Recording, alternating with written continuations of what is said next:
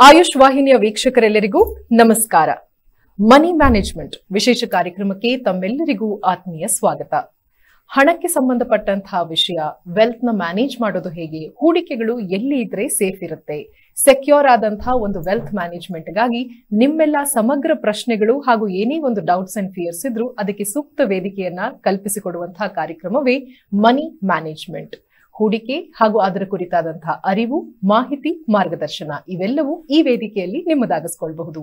ಮಾಹಿತಿಯನ್ನ ಹಂಚಿಕೊಳ್ಳಲು ಈ ದಿನ ಅದರಲ್ಲೂ ವಿಶೇಷತರವಾಗಿ ಹೆಲ್ತ್ ಇನ್ಶೂರೆನ್ಸ್ಗೆ ಸಂಬಂಧಪಟ್ಟಂತಹ ಒಂದಿಷ್ಟು ಯುನೀಕ್ ಕಾನ್ಸೆಪ್ಟ್ ಹಾಗೂ ಅದರ ಹಿಂದೆ ಇರುವಂತಹ ಕೆಲವಾರು ನಾವು ಮಾಡುವಂತಹ ಮಿಸ್ಟೇಕ್ಗಳೇನು, ನಾವು ಎಲ್ಲಿ ನಾವು ಅರಿವಿನ ಭಂಡಾರವನ್ನ ಹೆಚ್ಚಿಸಿಕೊಳ್ಬೇಕು, ಈ ಎಲ್ಲ ಸಮಗ್ರ ಮಾಹಿತಿಯನ್ನ ಈ ದಿನದ ಕಾರ್ಯಕ್ರಮದ ನಿರೀಕ್ಷೆಯಲ್ಲಿ ನಾವು ಕೂಡ ಇದ್ದೇವೆ ನಿಮ್ಮೊಂದಿಗೆ.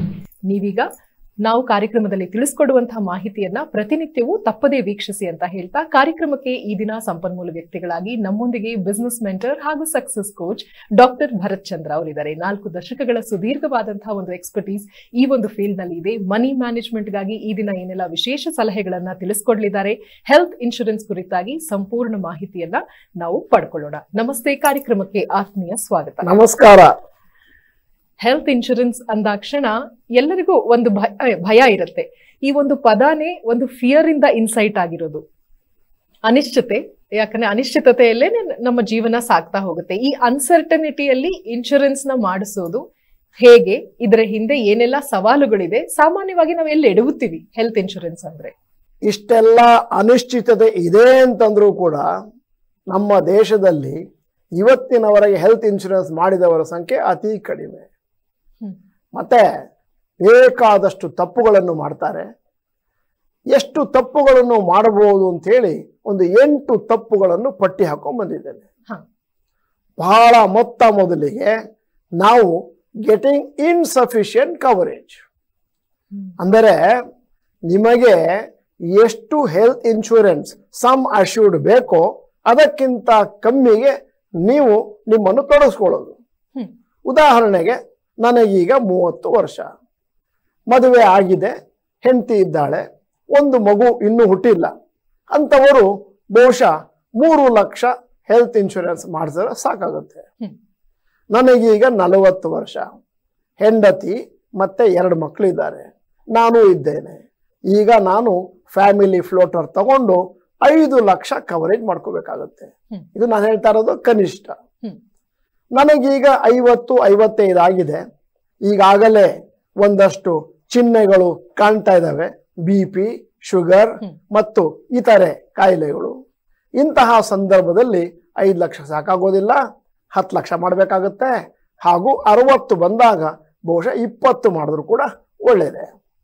ಅದರ ಬದಲಾಗಿ ಬಹಳ ಜನ ನನಗೇನೂ ಕಾಯಿಲೆ ಆಗಿಲ್ಲ ಅಂತ ಹೇಳಿ 40ನೇ ವಯಸ್ಸಿಗೆ 50ನೇ ವಯಸ್ಸಿಗೆ ಕೂಡ ಇನ್ಸಫಿಷಿಯಂಟ್ ಕವರೇಜ್ 3 ಲಕ್ಷ 5 ಲಕ್ಷ ಇರ್ತಾರೆ.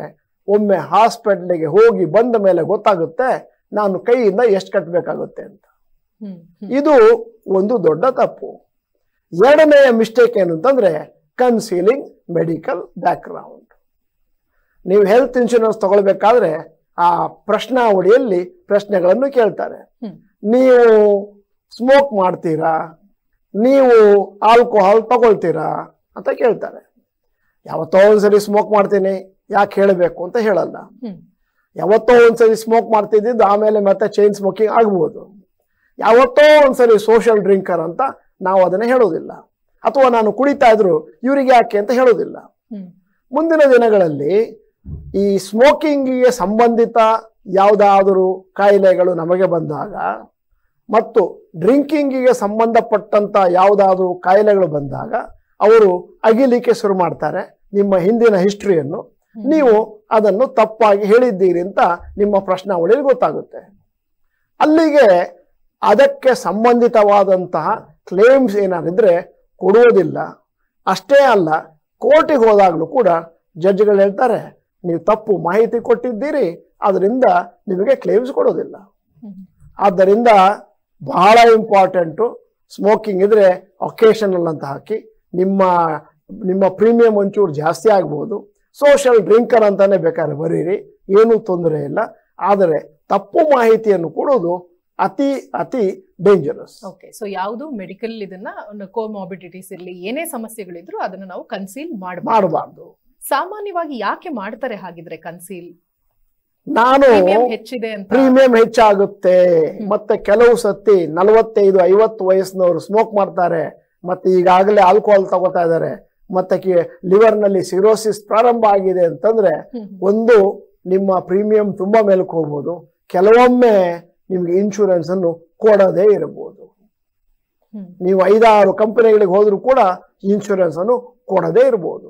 ಅದರಿಂದಾಗಿ ಜನ ಭಯ ಪಟ್ಕೊಂಡು ನನ್ನ ಪ್ರೀಮಿಯಂ ಕಮ್ಮಿ ಇರಲಿ ಅಂತೇಳಿ ನಮ್ಮ ಮೆಡಿಕಲ್ ಬ್ಯಾಕ್ ಗ್ರೌಂಡ್ ನ ಒಂದಷ್ಟು ಹೇಳದೇ ಇರ್ತಾರೆ. ಆಮೇಲೆ ಮೂರನೆಯ ತಪ್ಪೇನು ಜನ ಮಾಡ್ತಾರೆ ಅಂತಂದ್ರೆ, ಇನ್ಶೂರೆನ್ಸ್ ಅನ್ನು ತಗೊಳ್ಳೋದು ಕೇವಲ ಟ್ಯಾಕ್ಸ್ ಬೆನಿಫಿಟ್ಗೆ.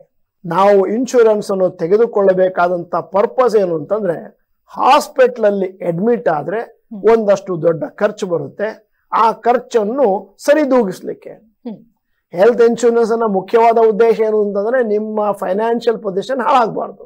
ಇಂತಹ ಸಂದರ್ಭದಲ್ಲಿ ನಾವೇನ್ ಮಾಡ್ತೀವಿ ಅಂತಂದ್ರೆ, ಹೆಲ್ತ್ ಇನ್ಶೂರೆನ್ಸ್ ನಲ್ಲಿರುವಂತಹ ಕಂಡೀಷನ್ಗಳ ಬಗ್ಗೆ ಜಾಸ್ತಿ ಗಮನ ಕೊಡೋದಿಲ್ಲ, ಅವುಗಳನ್ನು ಓದುವುದಿಲ್ಲ. ಬದಲಾಗಿ ಭಾರತದಲ್ಲಿ ಸದ್ಯದ ಮಟ್ಟಿಗೆ ಒಬ್ಬ ವ್ಯಕ್ತಿ ತನ್ನ ಮೆಡಿಕಲ್ ಇನ್ಶೂರೆನ್ಸ್ಗೆ ಅಂತ ಕಟ್ಟಿದ 25,000 ರೂಪಾಯಿಯನ್ನು ಇನ್ಕಮ್ ಟ್ಯಾಕ್ಸ್ ನಲ್ಲಿ ATD ಅಲ್ಲಿ ಮನ್ನಾ ಮಾಡ್ತಾರೆ. ಅಂದ್ರೆ ನಿಮ್ಮ ಇನ್ಕಮ್ 10 ಲಕ್ಷ ಇದ್ರೆ ಆ 25 ಲಕ್ಷವನ್ನು ಕಳೆದು ಬಿಟ್ಟು ನೀವು ಇನ್ಕಮ್ ಟ್ಯಾಕ್ಸ್ ಕಟ್ಟಬೇಕಾಗ್ತದೆ. 9,75,000ಕ್ಕೆ ಇದು ಮನ್ನಾ ಆಗೋಯ್ತು.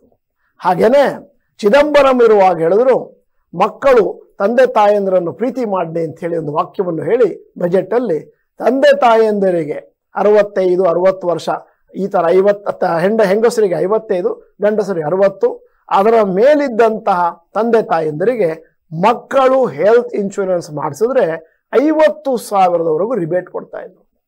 ATD ಅಲ್ಲಿ ATC ಅಂತಿದೆ, ATD ಅಂತಿದೆ, ATG ಅಂತಂದ್ರೆ ಡೊನೇಷನ್ಗೆ ಸಂಬಂಧಪಟ್ಟದ್ದು. ಇಲ್ಲಿ 75,000 ಮನ್ನಾ ಆಗುತ್ತೆ ಇನ್ಶೂರೆನ್ಸ್ ಇಂದ. ಆದರೆ ನಮ್ಮ ವೀಕ್ಷಕರಿಗೆ ಒಂದು ಬ್ಯಾಡ್ ನ್ಯೂಸ್ ಕೊಡ್ತಾ ಇದ್ದೇನೆ. ಅದೇನು ನಮಗೆ ಹಿಂದಿನ ದಿನಗಳಲ್ಲಿ ATD ಯಲ್ಲಿ 25,000, 50,000 ನಮಗೇನು ಮನ್ನಾ ಆಗ್ತಾ ಇತ್ತು, ಅದನ್ನು ಹೊಸ ರೆಜಿಮ್ ನಲ್ಲಿ ಸಂಪೂರ್ಣವಾಗಿ ತೆಗೆದಿದ್ದಾರೆ. ಅಂದರೆ ಈಗ ಯಾರು ಇನ್ಕಮ್ ಟ್ಯಾಕ್ಸ್ ಕಟ್ತಾರೋ ಅವರಿಗೆ ಡಿಫಾಲ್ಟ್ ಆಗಿ ಹೊಸ ರೆಜಿಮ್ ಬರುತ್ತೆ. ಅದರಲ್ಲಿ ಯಾವುದಕ್ಕೂ ಮನ್ನಾ ಇರುವುದಿಲ್ಲ, ನಿಮ್ಮ ಸ್ಲ್ಯಾಬ್ ಅನ್ನು ಜಾಸ್ತಿ ಮಾಡ್ಕೊಂಡು ಹೋಗ್ತಾರೆ. ಅಂದರೆ 10-15 ಲಕ್ಷಕ್ಕೆ 20% ಅಂತಿದ್ರೆ ಅಲ್ಲಿ ನಿಮಗೆ 10% ಅಂತ ಮಾಡ್ತಾರೆ. 20 ಲಕ್ಷಕ್ಕೆ ನಿಮಗೆ 30% ಅಂತಿದ್ರೆ ಅದನ್ನ 20%, 25% ಮಾಡ್ತಾರೆ, ಒಂದಷ್ಟು ಕಮ್ಮಿ ಮಾಡಿಕೊಡ್ತಾರೆ.